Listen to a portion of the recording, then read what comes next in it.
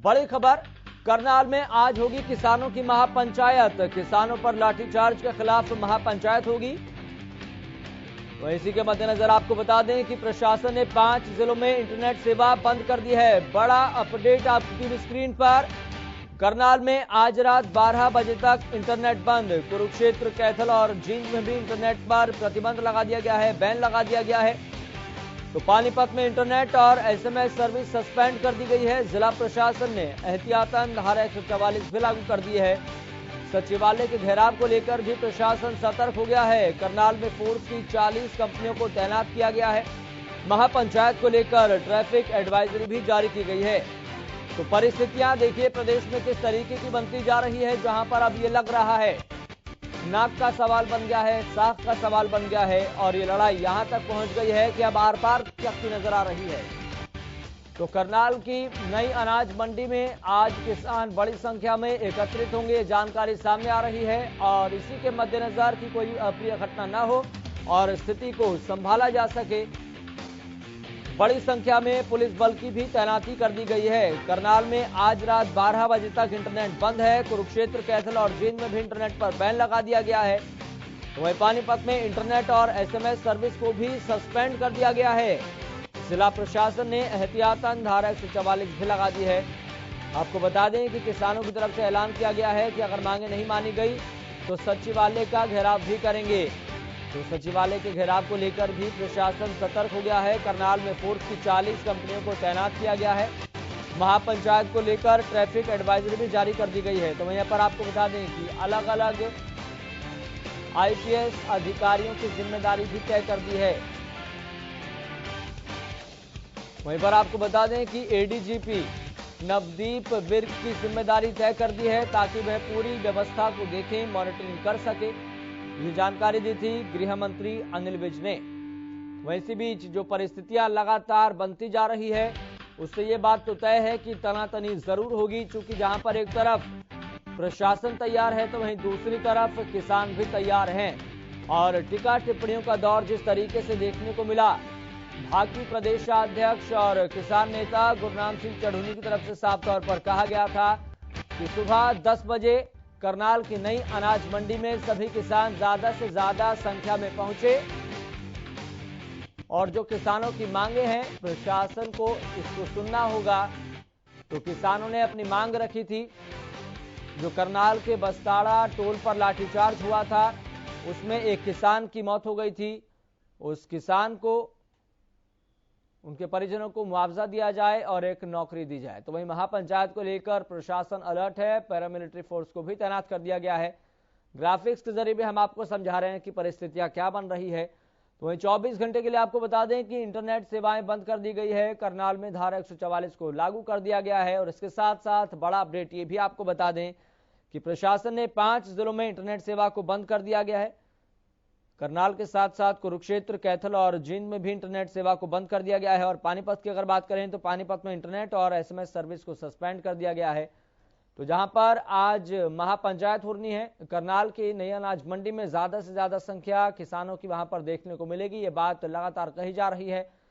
तो वह इन तमाम परिस्थितियों को देखते हुए इसी के मद्देनजर प्रशासन भी अलर्ट नजर आ रहा है। करनाल में धारा 144 लागू कर दी गई है। अलग अलग जिले के 5 आईपीएस अधिकारियों को बुलाया गया है ताकि स्थिति को संभाला जा सके। तो वहीं आपको बता दें कि फोर्स की 40 कंपनियों को भी तैनात किया गया है।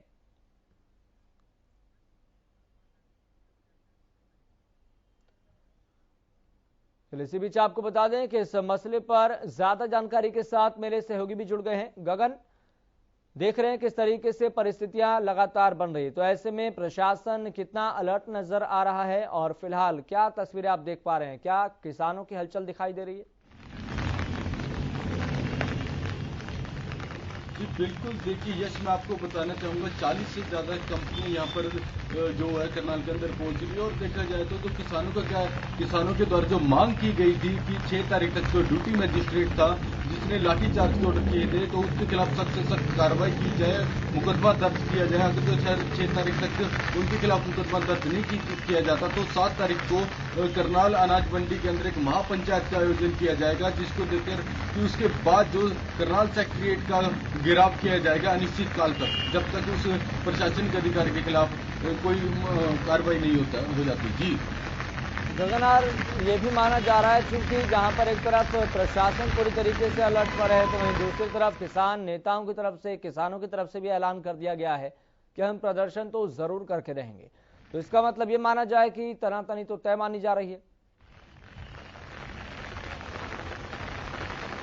जी बिल्कुल, देखिए किसानों का कहना है कि वो प्रदर्शन पूर्ण रूप से करेंगे और सेक्रेटरीट के घेराव के लिए चाहे उन्हें कुछ भी करना पड़ जाए। वो उनका कहना है कि पिछले 9 महीने से लगातार कृषि कानूनों के विरोध में जो सरकार के द्वारा 3 कानून लाए गए उसके विरोध को लेकर 9 महीने से ज्यादा हो चुके हैं। और अब देखा जाए तो जिस हिसाब से बस्ताना टोल प्लाजा पर जो किसानों के ऊपर लाठीचार्ज जो है उसके विरोध को देखते हैं काफी संख्या में करनाल किसान पहुंच रहे हैं। उनका कहना है कि जब तक उस प्रशासनिक अधिकारी के खिलाफ सख्त से सख्त कार्रवाई नहीं की जाती और मुकदमा दर्ज नहीं किया जाता है तो तब तक ये अनिश्चितकालीन धरना चलता रहेगा। जी गगन, आपसे ये भी जानना चाहते हैं, चूंकि पहले ये जानकारी सामने आ रही थी, जो कल तक की जानकारी थी उसके हिसाब से करनाल में धारा 144 लागू कर दी गई है और इसके साथ साथ इंटरनेट जो सेवा है उसको भी बंद कर दिया गया है। लेकिन अब एक बड़ा अपडेट ये सामने आया है कि कुरुक्षेत्र में भी ठीक इसी तरीके से परिस्थितियां पैदा हो गई है, इंटरनेट सेवा बंद कर दी गई है।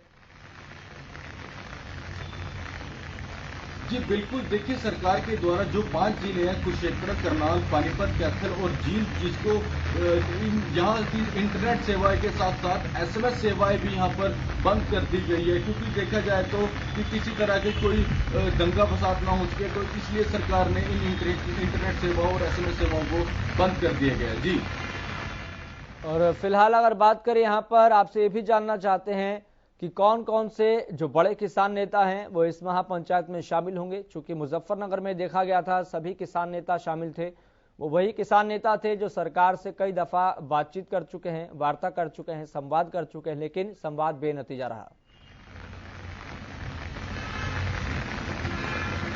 जी बिल्कुल, देखिए जो मुजफ्फरनगर के अंदर देखा गया महापंचायत होती, जो सभी वहाँ पर जो जत्थेबंदियाँ थी जो किसानों की वो सभी पहुँच रही थी। और वहीं पर जो 7 तारीख का जो वहाँ पर ऐलान किया गया था कि अगर जो 6 तारीख को सरकार अगर जो कुछ नहीं करती है तो सभी जो किसान नेता है जिन जत्थेबंदी है तो वहाँ पर 7 तारीख को करनाल में सभी बड़े किसान नेता पहुँचेंगे। जी और फिलहाल जो दोनों पक्षों की तरफ से रवैया दिखाई दे रहा है, आपको लग रहा है कि कोई दोनों में से एक पक्ष पीछे हटने को तैयार होगा? क्योंकि प्रशासन का साफ तौर पर कहना है कि हम डीसी कार्यालय का घेराव तो नहीं होने देंगे किसी कीमत पर। इसी संबंध में ट्रैवल एडवाइजरी भी जारी कर दी गई है और किसान कह रहे हैं कि हम तो डीसी कार्यालय का घेराव करके रहेंगे, अपनी मांगों को मनवा कर रहेंगे।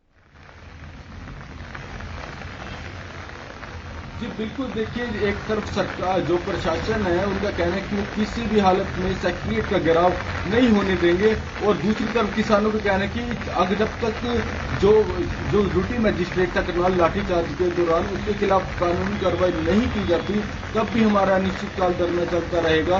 देखा जाए तो दोनों ही किसान और जो प्रशासनिक अधिकारी है वो अपने उसमें जमे हुए कि हम ना तो जो प्रशासनिक अधिकारी का कहना है कि हम घेराव नहीं करने देंगे और किसानों का कहना है कि हम घेराव करके ही रहेंगे। जी चलिए गगन, बहुत बहुत धन्यवाद जानकारी साझा करने के लिए और ये बताने के लिए कि फिलहाल जमीनी स्तर पर किस तरीके का माहौल बनता हुआ दिखाई दे रहा है और यहाँ पर जो परिस्थितियां पैदा हो रही है वो अपने आप में परेशान कर देने वाली है। इसलिए भी चूंकि तनातनी देखने को मिल सकती है।